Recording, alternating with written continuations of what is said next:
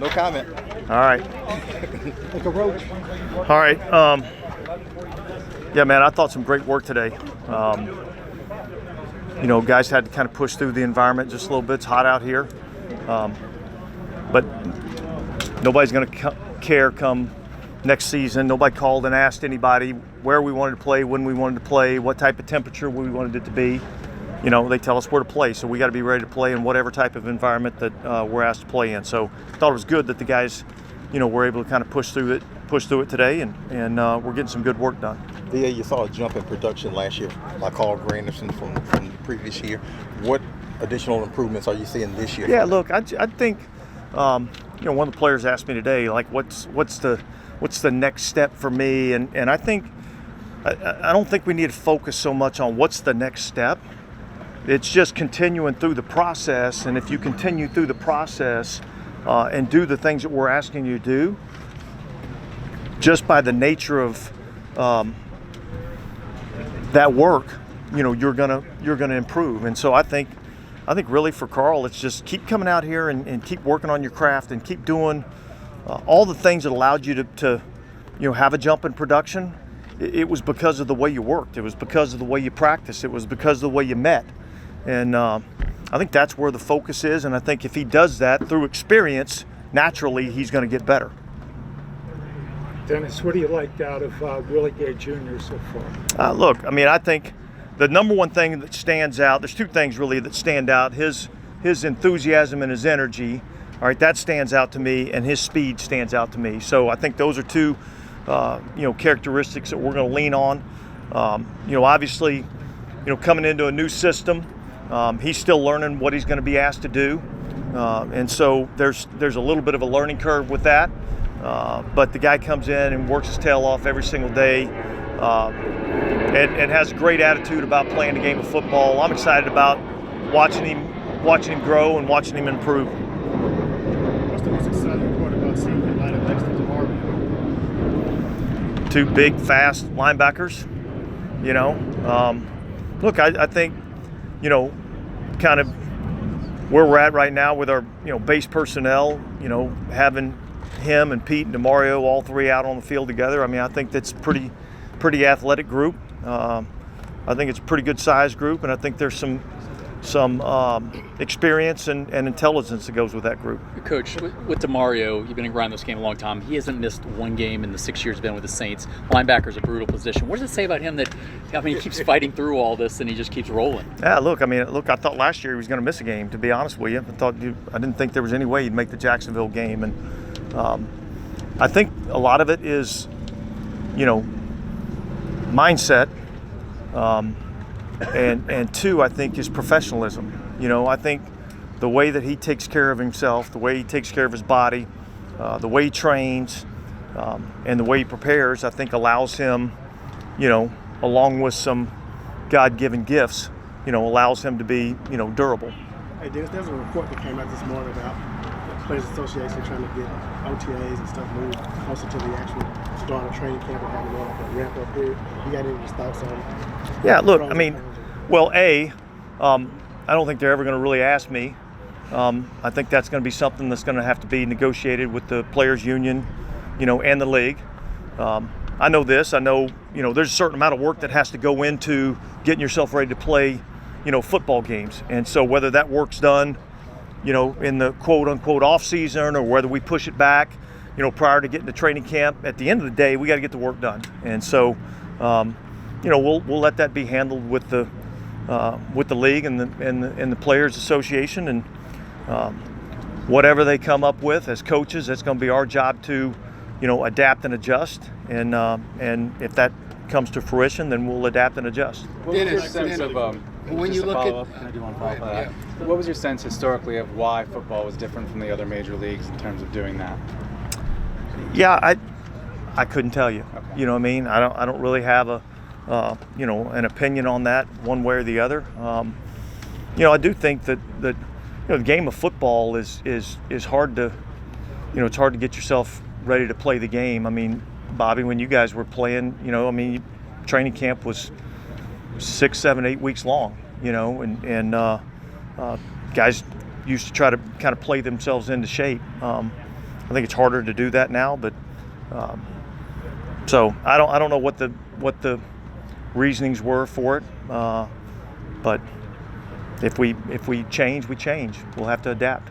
Dennis, when you look like last year, you led the NFL in passes defended, and you see out there in practice today a number of passes defended. What do you attribute that to?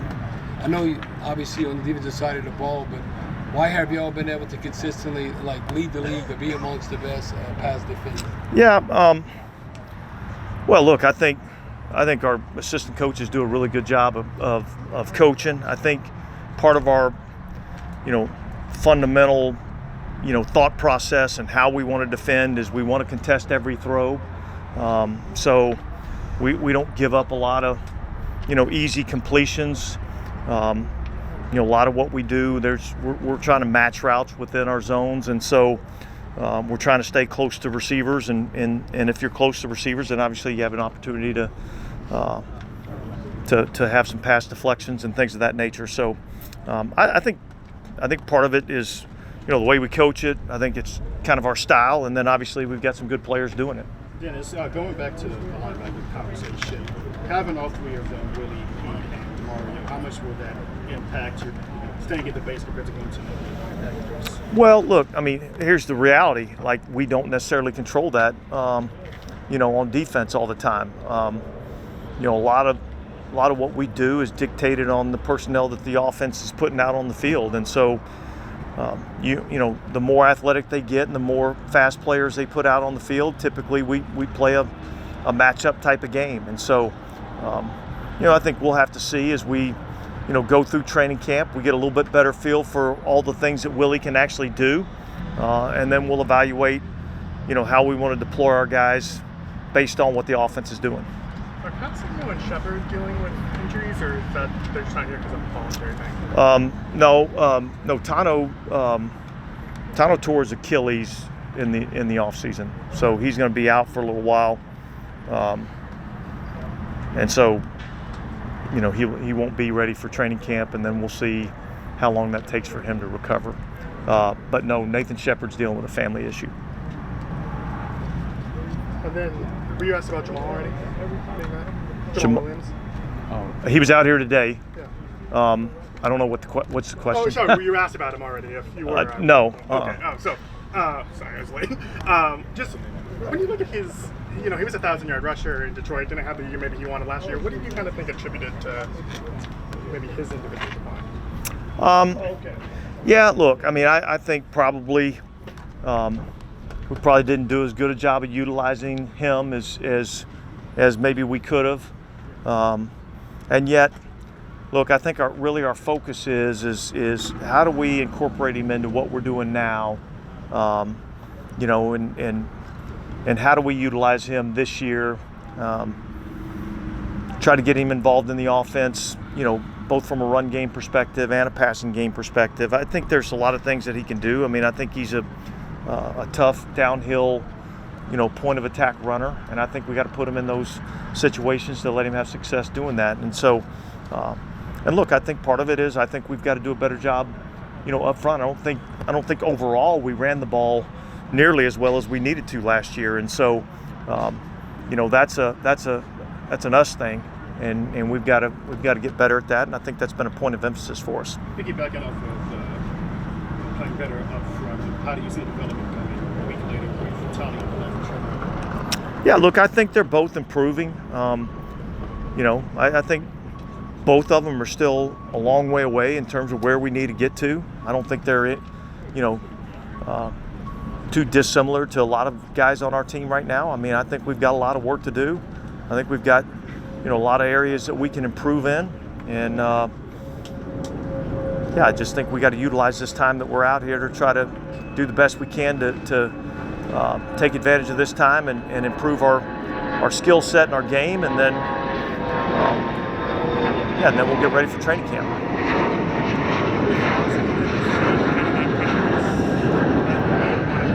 Yeah, look, I've seen a couple plays, certainly, and now it's about getting it consistent, and I think that's that's kind of where we're at now. Is like, okay, I've seen it a couple of times now. How do we get it more consistent? And that's kind of what we're looking at. Sorry if this is dumb, but with Chase and Cam both being out because of injuries, how valuable are these reps for a guy like that? Yeah, I think anytime you're a young player and you get an opportunity to get reps, they're all valuable. And so, yeah, I think that's huge for these guys that, you know, look, it's unfortunate when, you know, there's injuries that happen ahead of you, and yet it's an opportunity for you to step in and you know, get an opportunity for more reps, potentially more playing time, all those types of things. So I think in particular the young guys this time of year I think is valuable. Dennis, when you look at like the utilization of Taysom Hill and how in the past you say, well, I want him available in December and not like overusing him like come the beginning of the season, whatever. Is there a particular number, now different type offense? And it's not like at the point in the career, it's not like we're trying to save him or anything. Yeah, no, I think it's a good question. I don't know that there's a particular number that we have that's like, okay, this is how many plays we want, this is how many touches we want. We're probably looking a little bit more at collisions. You know what I mean? Like how many points of contact does he have? And you know, you want to try to minimize those as much as you can and make sure the ones that we're getting are meaningful, you know, plays. And so I think that's really, you know, what we're looking at. And I think, you know, right now in a new system, you know, our guys are kind of figuring out, okay, what can we do with him? How can we utilize him? What are all the different things that we can ask him to do? And look, quite frankly, there's going to be some times where to utilize him the way that we want to utilize him, he's probably going to have to do a little bit of dirty work. And that's just part of the, you know, cost of doing business, I guess.